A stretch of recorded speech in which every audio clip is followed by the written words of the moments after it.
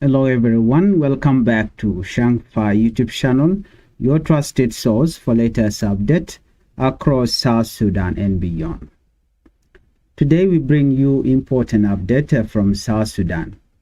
These stories affect everyday people, security, and the future of the country. In this video, we will talk about three major issues. First, we'll talk about a shooting incident involving a young woman. And second, we'll talk about a serious warning about country peace process. And finally, we'll talk about the heavy presence of security forces in the capital. Before we move on, please, I would like you to help the channel by subscribing, turn on the notification bell, so whenever we upload a new video, you can be notified. Let's begin our report with shooting incident in Western Barghazal.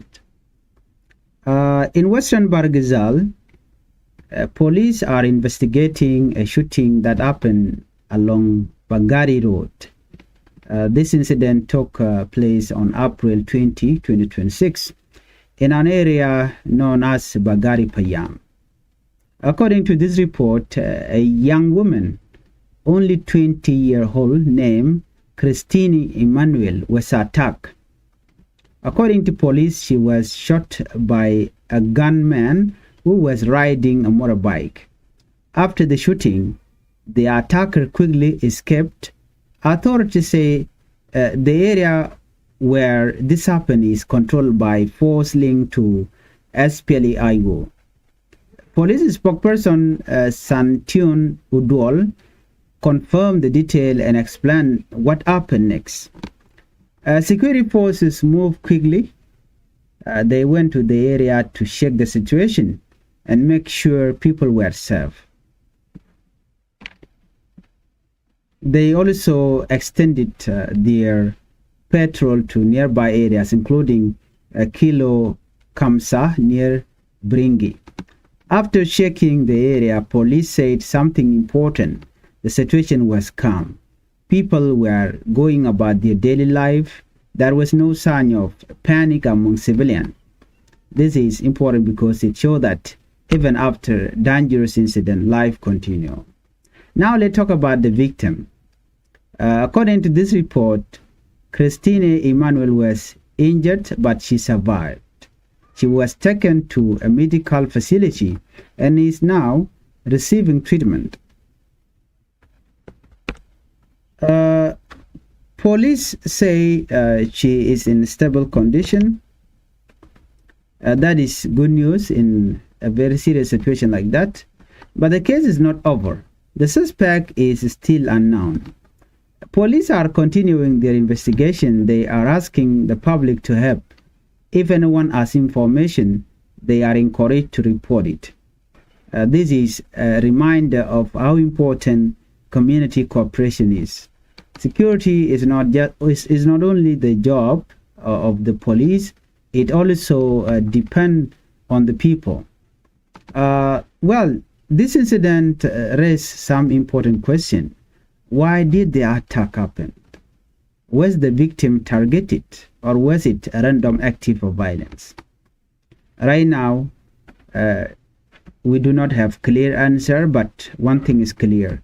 Security remains a concern in some part of the country.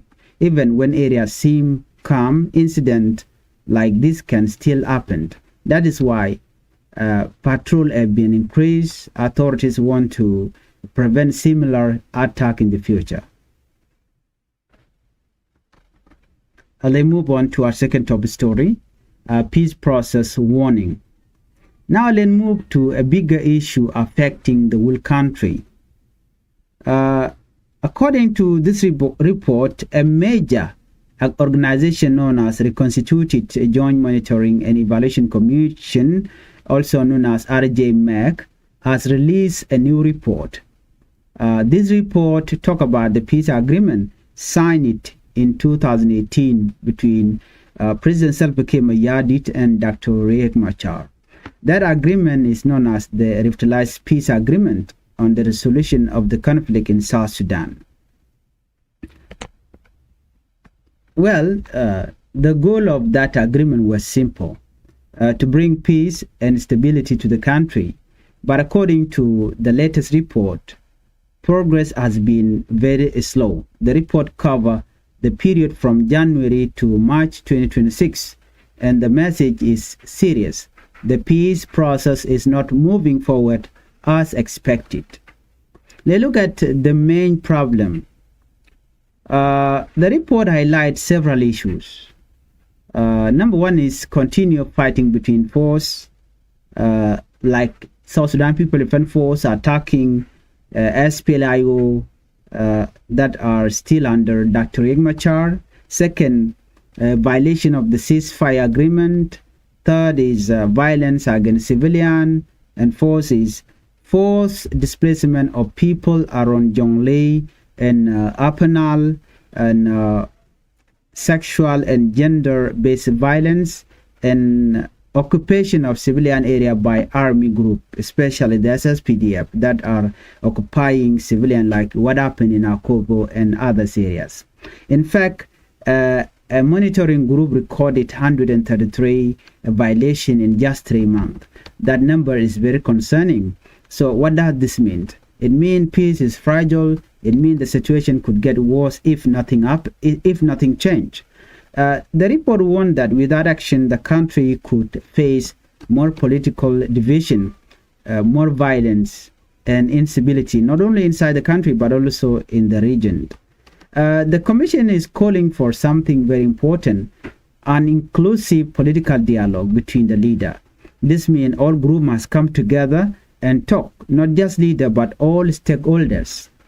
Without dialogue, trust cannot grow. And without trust, peace cannot last. Well, this situation shows a deeper problem. There is a lack of trust among political leaders. There is, some action are taken without consultation. And this weakens the agreement.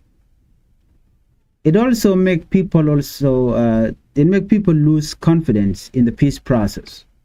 The report also mentioned a problem like lack of funding, limited capacity, and delay in reform.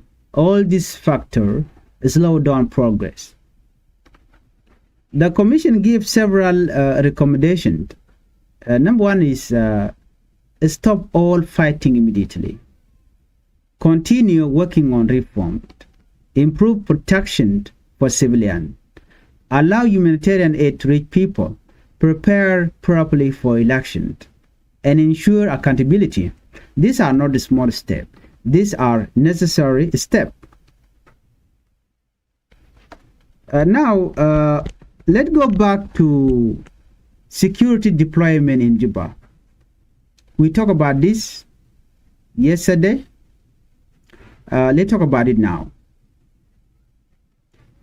According to the information, recently, many residents in Juba woke up to see a large number of security forces on the street in the capital.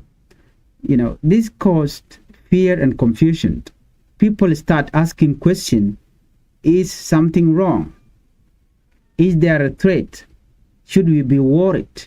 But the police quickly responded. The South Sudan National Police Service explained the situation.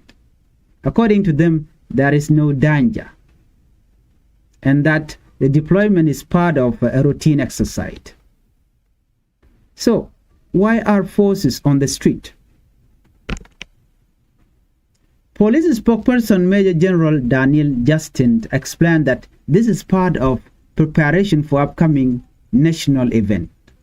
One major event is the 2026 general election. Security forces are training. They are practicing how to respond quickly. They are preparing to keep the country safe during election.